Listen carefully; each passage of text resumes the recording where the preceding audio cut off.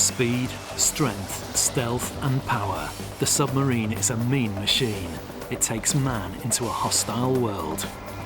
Today's submarines are technological masterpieces. This is a machine designed like no other. We don't build prototypes. The submarine has to perform first time it goes to sea. For 200 years, it's been a process of trial and error in the search for perfection, evolving to fight two different but deadly foes. The massive force of the ocean, and an enemy scanning the depths for the telltale signs. Once we give ourselves away, that's the end of the game. You may as well go home. Have we built the ultimate submarine?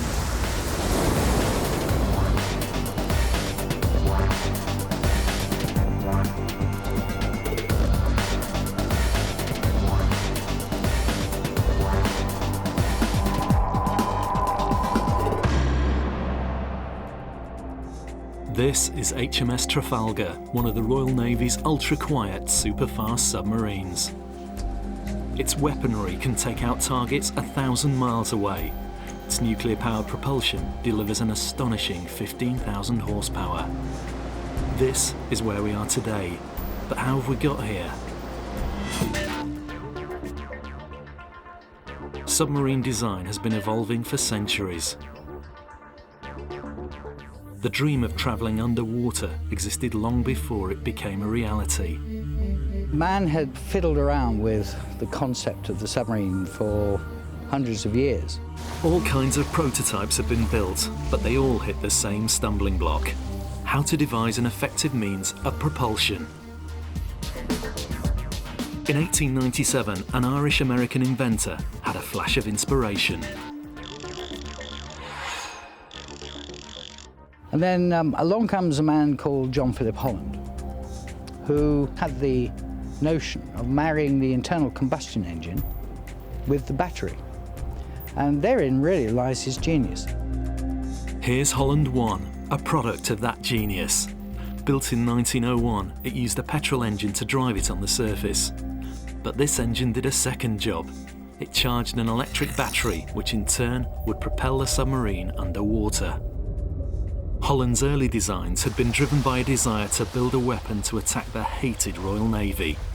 But his genius was such that even the British government put aside their reservations that these were ungentlemanly machines.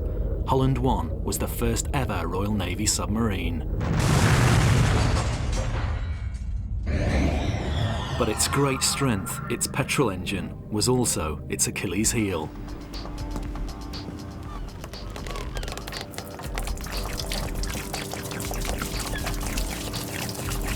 Well, this is a little trough full of petrol. Very volatile, gives off lots of fumes which affected people on board the submarines, catches fire very easily.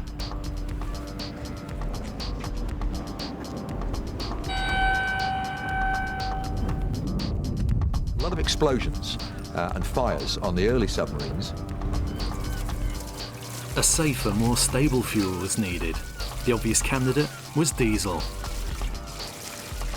And this is a trough of diesel. The important thing is it gives off much less vapour, it's much less volatile, has a higher flash point.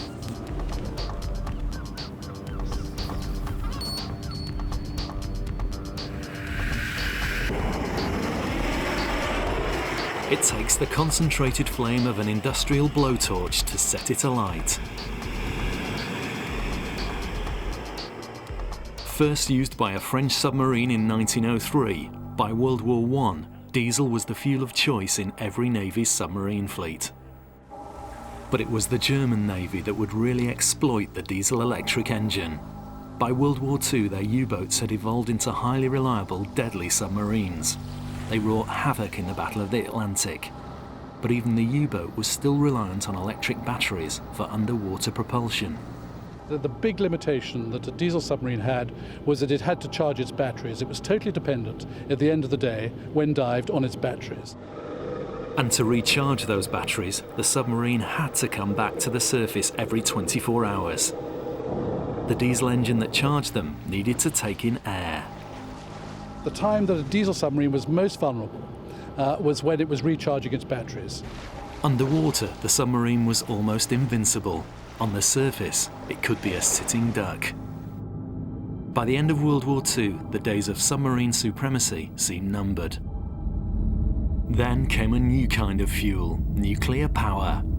With it, a submarine need never surface again.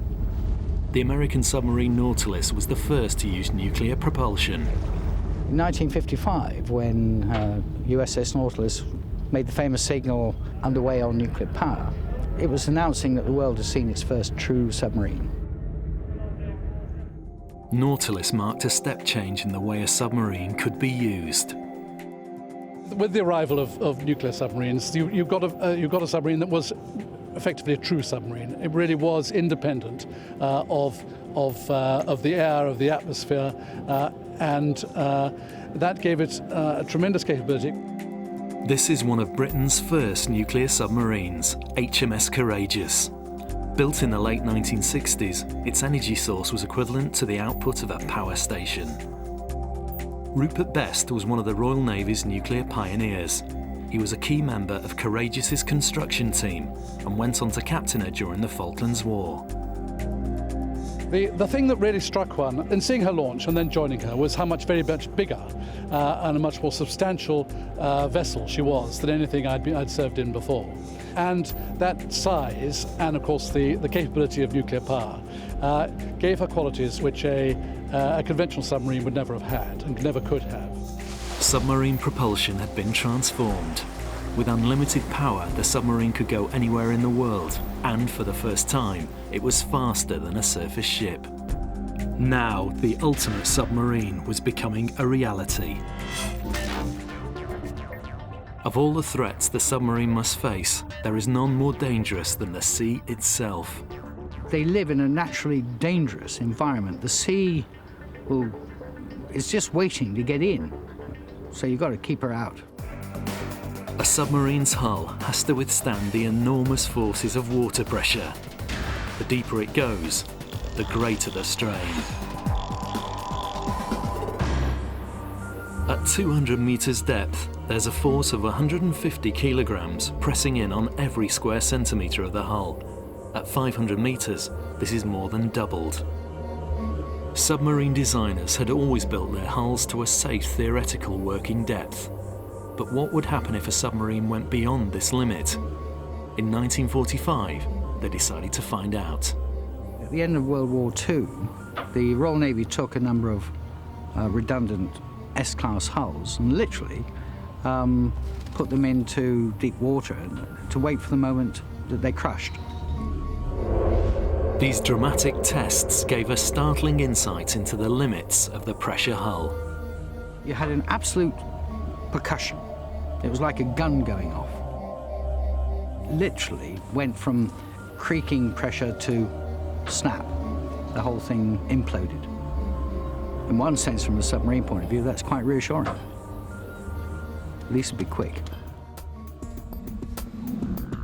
Paul Morehouse builds submarines to order. The thickness of the steel he uses depends on how deep the submarine needs to go.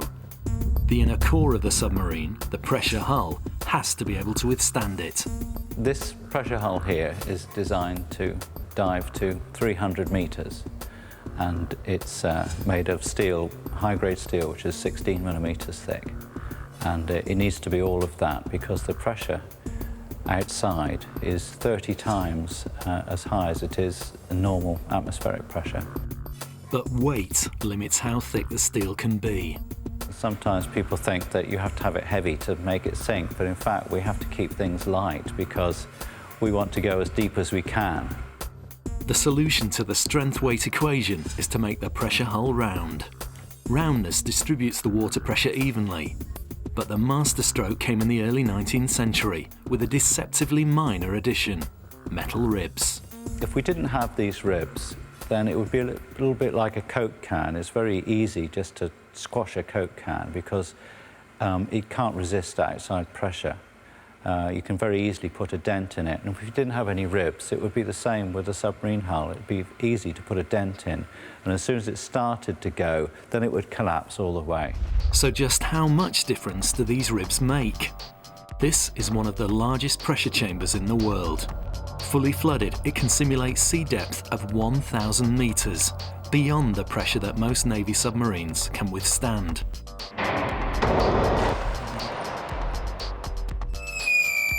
Two steel pressure hull models of identical thicknesses are about to undergo a searching examination. One has ribs. Both will be tested to their limit. At 100 meters depth, both models are intact. At 200, still no sign of implosion.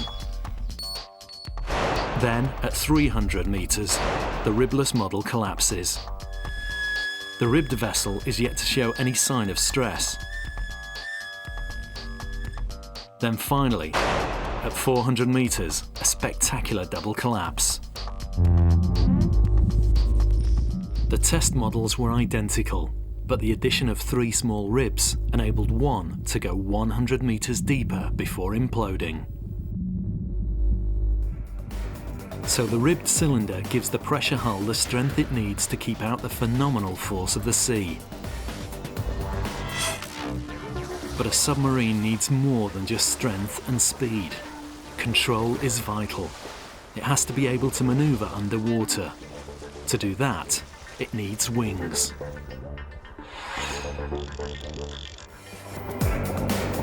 Submarines are instruments of war. They rely on stealth and surprise. They need to be underwater for these qualities to shine. To make a submarine go underwater and to control its depth is a little bit more complicated than the popular assumption. To submerge, maneuver underwater and surface, a submarine needs control.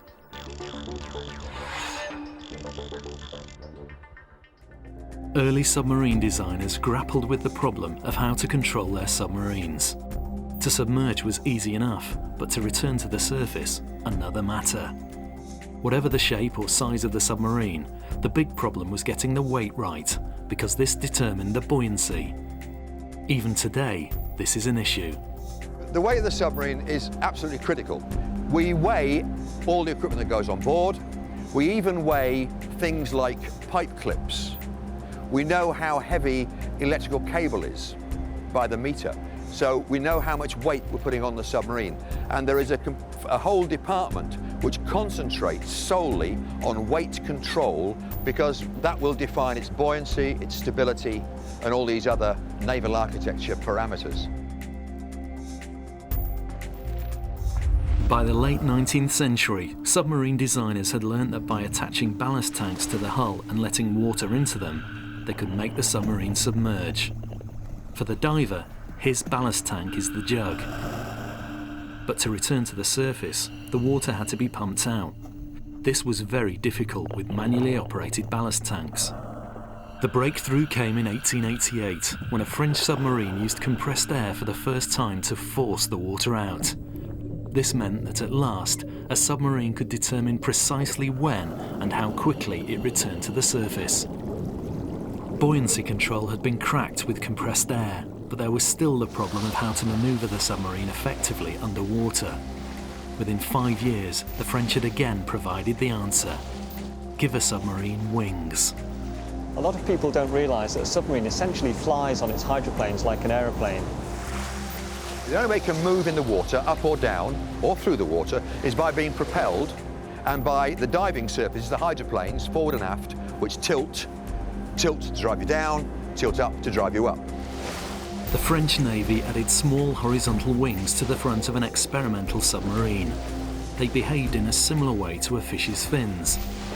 The submarine's maneuverability was dramatically improved by the addition of these hydroplanes. And all this 10 years before the Wright brothers took off. From now on, submarines could fly. So underwater control has been revolutionized. Though very vulnerable if hit, once dived, the submarine is extremely difficult to find. Yet one of the tools it uses to hide once threatened its very existence. At the end of World War I, submarines ruled the ocean, but then a new invention changed the whole game. Sonar. Sonar was the underwater equivalent of a radar system, and it performs in very much the same, except radar uses radio waves and sonar uses sound waves. and sound waves travel 4 times faster and further in water than in air. With the invention of sonar, submarines could be detected by surface ships. But submarine fleets acted swiftly. By 1939, they had their own sonar equipment, and they too used it to find their targets. Active sonar is when we actually transmit, and we transmit a pulse of energy that will go out through the water as a ping. We've probably all heard it on films. It will hit, be it another submarine, and bounce back, which will give us a range. As the Battle of the Atlantic raged, the pressure was on submarine designers to invent a device that would defeat sonar. It was German engineers who made the breakthrough with an ingenious cloaking device, rubber tiles. But these new cloaked U-boats became operational too late to affect the outcome of World War II. Basically, the tiles are a rubber overcoat, and if you're transmitted at by an active sonar, the tiles will, first of all, diffuse and soak up the energy of the transmission made at you. But even the latest rubber tiles can't make a submarine completely undetectable. By the 1950s, the whole emphasis had switched to making submarines as silent as possible. But that's no easy business. We are in, for want of a better word, a tin can. Now, anything that rattles or shakes in that tin can is totally magnified, amplified, and will emit a sound out through the pressure hull so that be it other enemy submarines can pick us up. You build quietness into a submarine with extreme difficulty because the loudest noise that you cure, great, I've cured the loudest noise, I now have a new loudest noise. So it is always a battle to cure the next loudest noise. This is HMS Onyx, one of the Royal Navy's Oberon class of submarines. Decommissioned now, but when built in 1967, there was nothing else like it. It was a very quiet diesel-electric submarine, and in electric mode was very, very difficult to detect. Oberon submarines closely monitored their own noise. They put shock absorbers on machinery to stop vibrations going through the hull and out into the sea. Today, this technique has been taken to a whole new level. This motor is sitting on a metal plate.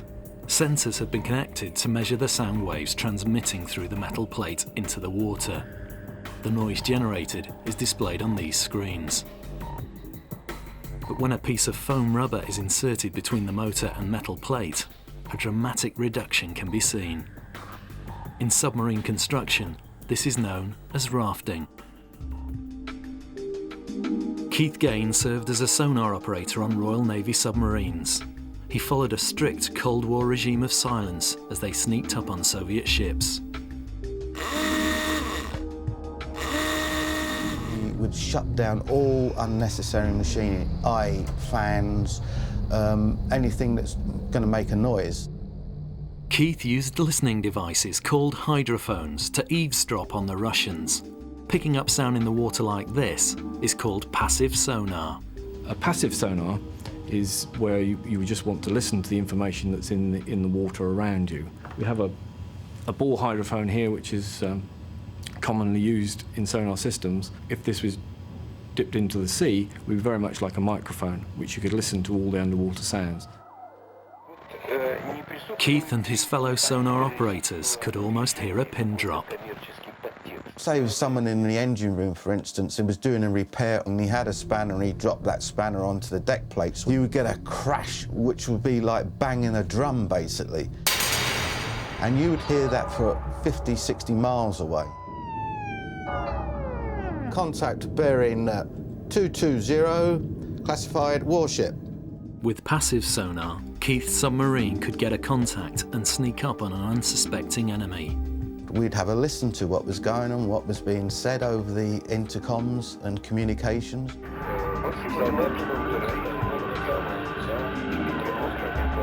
We might pop up the periscope, take a few sneaky snapshots to try and gather more intelligence.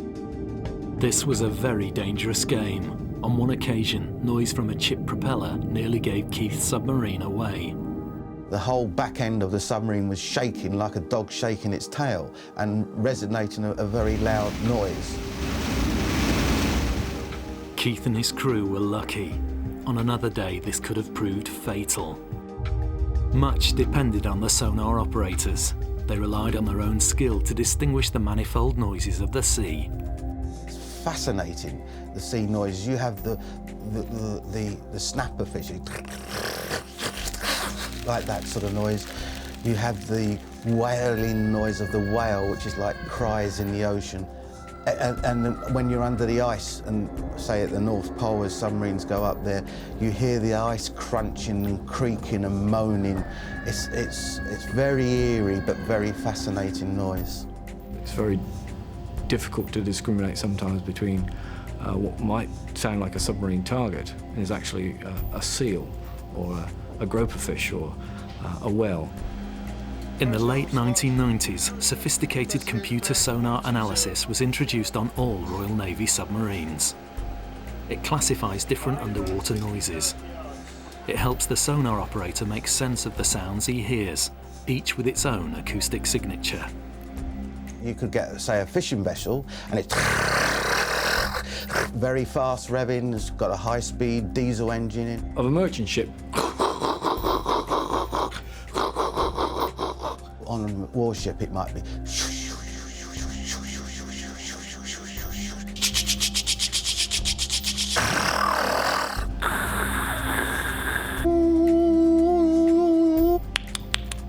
Chick, chick, chick, chick, chick, chick.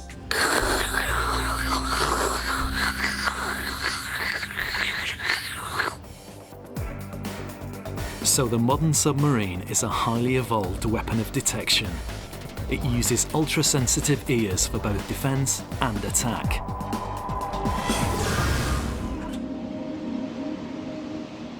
Submarines in the 21st century are very fast, virtually silent, can go anywhere they like, and need never surface throughout an entire patrol. But these are still not yet perfect machines.